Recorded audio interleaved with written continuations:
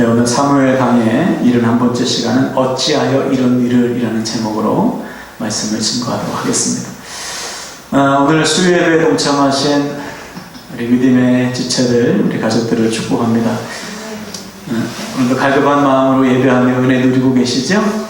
네, 갈급한 마음만이 우리를 살게 하는 지름길이에요. 제가 예배를 인도하다 보면 매 예배마다 조금 영적인 분위기가 좀 달라요. 가장 영적인 분위기가 밝은 예배는 어떤 예배일까요? 언제 드리는 예배일까요? 주일 오후 예배. 왜냐하면 주일 오후 예배는 이미 주일 일부 예배의 은혜를 다 받았어요. 그리고 우리가 자녀들과 함께 드리지 않습니까? 그러니까 기쁨이 있어요. 마음이 열려 있어요.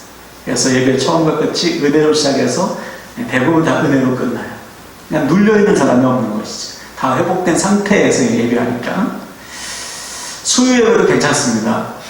주일 예배 받은 지 얼마 안 됐잖아요. 그죠? 은혜 받은 지 얼마 지나지 않아서 또 세상에서 한 이틀, 3일 살고 오셨으니까 조금 덜 눌려있어요. 또 수요 예배, 주중 예배는 우리가 은혜를 사모하는 분들이 모였으니까 또 조금 눌려있다 해도 찬양을 하고 말씀을 듣고 하면 이렇게 회복되는 모습을 이제 봐요. 근데 이제 금일부터 가면은 이게 조금 눌려있어요. 힘들어요. 일주일 동안 너무 힘듭니다. 기도는 하러 왔는데 기도의 짐들이 또 너무 많아. 그래서 처음에 막 눌려있는 것을 봐요. 근데 또 찬양하고 막 기도가 시작되면 또 다시 회복되는 것을 느낍니다. 주일은 어떨까요? 주일은요, 그때그때 달라요. 왜 다르냐? 믿음의 선배들에 따라서 다릅니다. 부모 세대가 눌려있으면 자녀 세대도 어쩜 그렇게 똑같이 눌려있어요. 직분자들이 눌려있으면 양들이 눌려있어요. 믿음의 선배들이 눌려있으면 믿음의 후배들도 눌려있어요. 그래서 그런 날에 제가 앞에서 얼마나 영적인 싸움을 싸우는지 온 힘을 다해서 예배를 인도하게 돼요. 그럴 때 진짜 힘들어요. 힘들어요. 그래서 예전에 한 번은 전도사 때 중고청 예배, 절구리 예배라고 했는데요. 이렇게 예배를 인도하는데 그날따라 이 애들이 찬양을 안 하는 거예요. 교사들도 보니까 지쳐있고 그래서 찬양하다 말고 중단했어요. 다 앉으라고 하고서 예배 드리고 싶지 않은 사람 집에 가라. 예배 드리고 싶은 사람은 남으라고. 그리고서 막 호통을 쳤던 기억이 있어요. 기억나세요? 김아름 집사님 기억하실 수도 있는데 그러고서 말씀을 전하고 다시 찬양했던 기억이 있어요. 앞에서 보면 답답할 지경이에요. 여러분 왜 답답하죠? 예배해야 살잖아요. 이것을 하나님뿐만 아니라 사단도 기가 막히게 알고 있다고요. 그래서 예배하지 못하도록 자꾸만 방해하는 거예요. 딴 생각하게 만들고 집중하지 못하게 만들고 문제 생각하게 만들고 상황 생각하게 만들고 예배에 집중하지 못하게 하는, 예배 가운데 임재하신 주님을 바라보지 못하도록 자꾸 눈과 귀를 가리는 거예요. 그것을 앞에서 인도하다 보면 보이거든요. 자꾸 눌려있으니까 예배해야 될 사람이 예배하지 못하고, 그렇죠? 예배를 이끌어줘야 될 사람이 이끌어주지 못하고 자기도 눌려있는 것을 보면 너무나 안타까워요. 그래서 예배를 중단했던 적이 있어요. 요즘도 가끔 있어요. 요즘도 찬양하지 말을까? 이런 찬양 하나님 받으실까? 이런 예배를 하나님이 받으실까? 그럴 때가 있어요. 또 어떤 때는 심지어는 내가 지금까지 목회를 뭘로 했나? 내가 지금까지 양육을 헛했구나. 내가 지금까지 잘못 가르쳤구나. 잘못 목회했구나. 그렇게 심지어는 그렇게 느껴질 때도 있어요. 영적인 분위기가 다운됐을 때. 그런 의미에서 여러분 먼저 된 우리, 특별히 주중 예배를 사모해서 나온 우리들은 본이 돼야 돼요. 예배의 본이 되고요. 예배의 불쏘시개가 돼요. 그래서 성령의 바람이 확 불 때 우리가 먼저 확 타야 되고 우리 주변으로 불이 붙어야 돼요. 예배를 이끌어줘야 됩니다. 본을 보여야 돼요. 가르쳐주고 본을 보여야죠. 그래서 우리 주님은 처음부터 끝까지 다 보여줬어요. 기도하는 거 보여주시고 예배하는 거 보여주시고 전도하는 거 보여주시고 심지어는 발을 씻기면서 이렇게 섬겨라, 이렇게 사랑해라, 그리고 십자가를 통해서 완성해 주셨어요. 하나부터 열까지 다 가르쳐 주셨고 너희도 그렇게 하라고 했어요. 그리고 마지막 제자들에게 뭐라고 명령하셨죠? 마태복음 18절에 보면 분부한 모든 것을 가르쳐 지키게 하라. 너희도 너에게 맡겨진 제자들을 나처럼 본을 보이면서 끝까지 가르쳐 지키게 해라. 지킬 때까지 가르쳐라.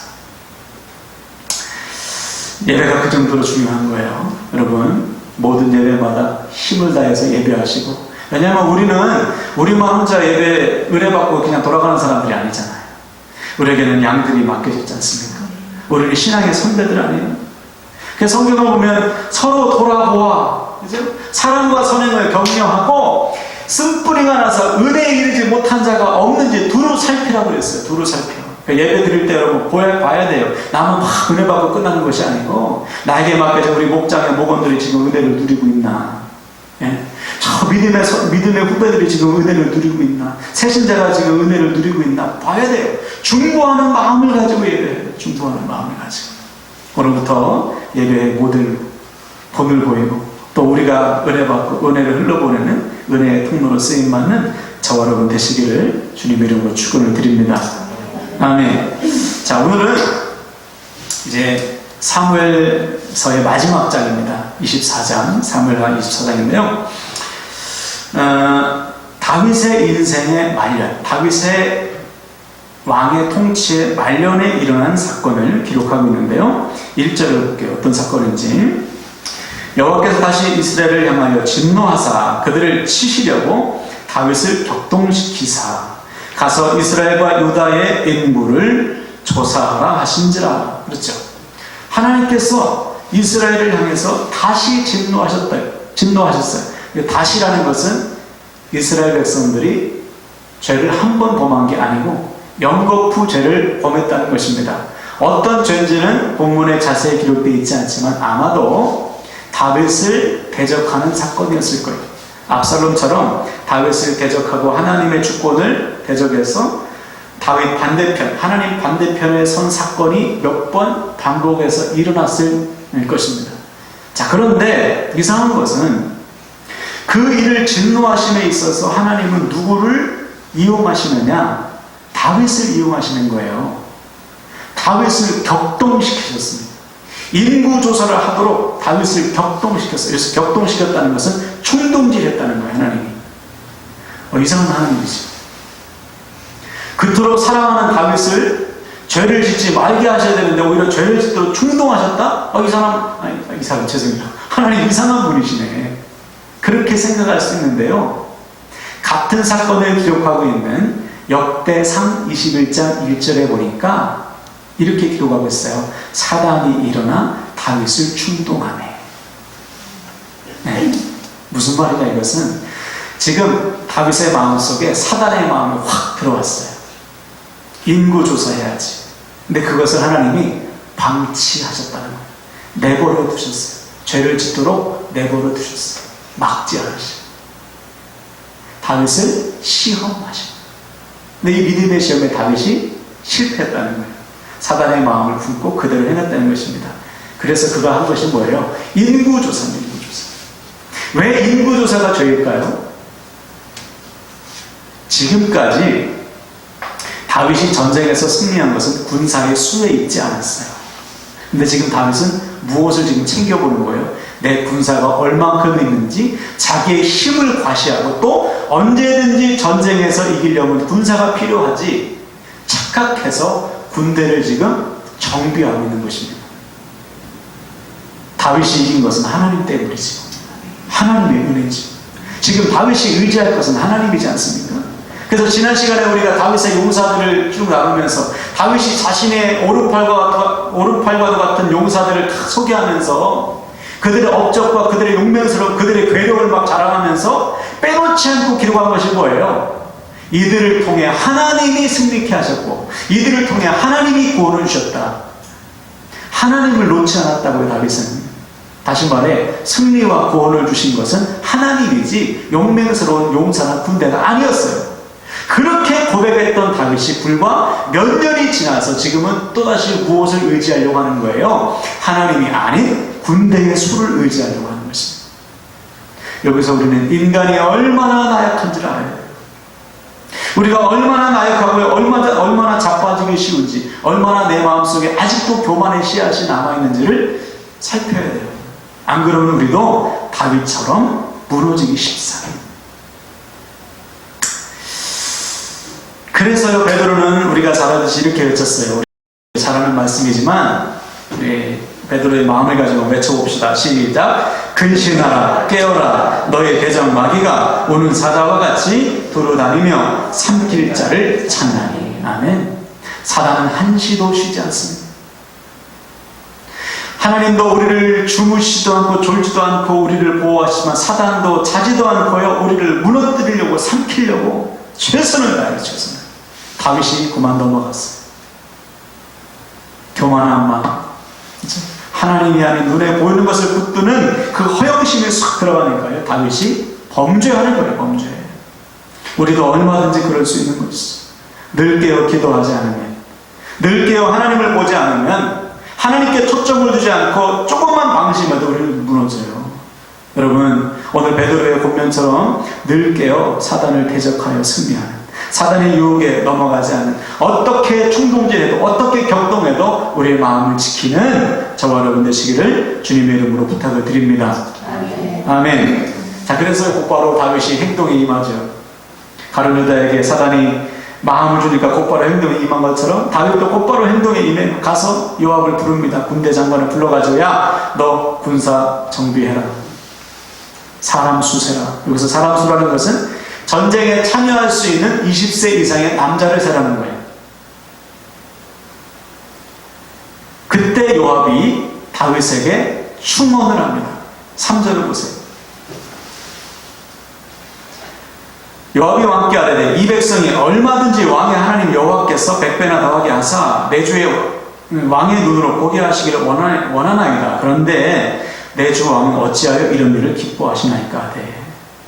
무슨 말이냐면, 왕이시여, 왕을 사랑하신 하나님께서 필요하시면 100배나 더해 주실 것입니다. 상황이 그러면. 근데 지금 필요 없는데 지금 뭐 하고 계세요? 왜 이거 자꾸 하라고 하세요? 지금은 인구조사 할 때가 아니라는 거예요.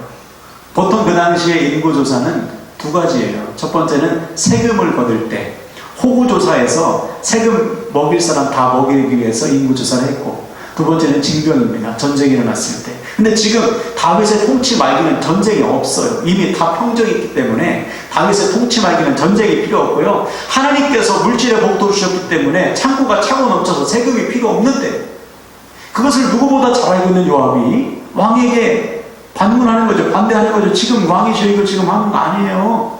또 여러분, 전체를 해야 됩니다. 다윗 시대의 땅덩어리가 제일 크거든요.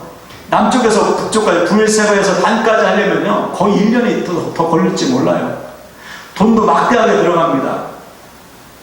그거 왜 하려고 하십니까, 왕이시여? 그런데도 안 듣는 거예요. 하나님께서 요압을 통해서 깨닫게 하시는데도요, 다윗이 듣질 않아요. 이미 마음을 욕심으로 칵 채워놨기 때문에. 그래서 재촉합니다. 야, 빨리 해. 잠만 말고 해. 왕이 하라고 하는 것이지. 그래서 요압과 군대 장관들이 무려 10개월에 걸쳐서 9개월 20일, 거의 약 10개월에 걸쳐서 세봤습니다.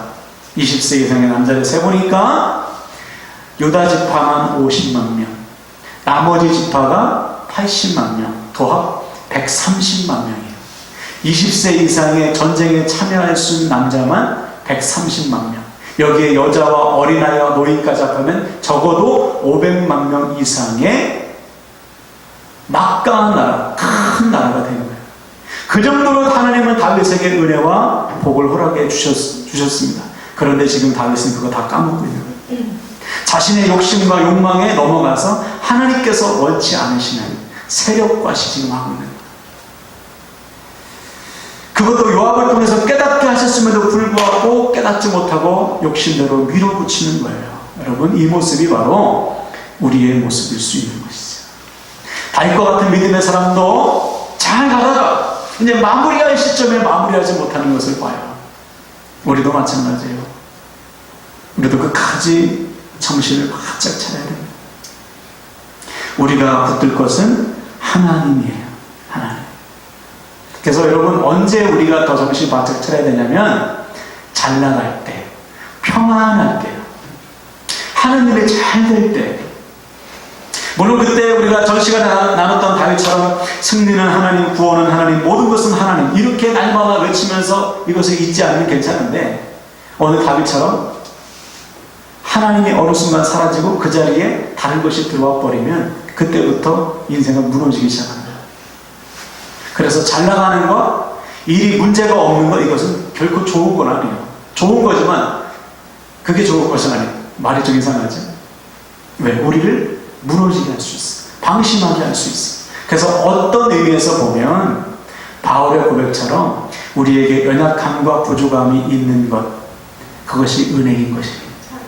내가 연약함을 알게 하시는 것, 내가 부족함을 알게 하시는 것이 하나님의 은혜예요. 바울은 얼마나 기도했어요. 육체의 가시와 같은 질병 때문에 하나님 이 질병만 고쳐달라. 근데 하나님은 뭐라고 했어요? 그것이 은혜라는 거죠. 너로 하여금 자고하지 않기 위해, 교만하지 않도록 내가 너에게 연약함을 남겨두었다는 것.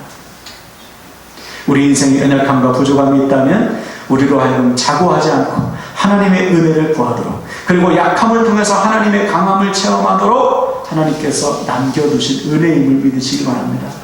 그래서 연약함이 있으면 연약함이 있는 대로, 그렇죠? 또 잘 나가면 잘 나갈 때, 일이 잘 풀리면 잘 풀릴 때도 우리가 늘 하나님 손 꼭 붙잡고 있는 것, 이것이 우리가 살 길임을 믿으시기 바랍니다. 자, 오늘부터 우리가 어떤 상황에 놓이든지 하나님 손 꼭 붙드시고 하나님만을 의지하셔서 끝까지 승리하고 저와 여러분 되시기를 주님의 이름으로 간절히 부탁을 드립니다.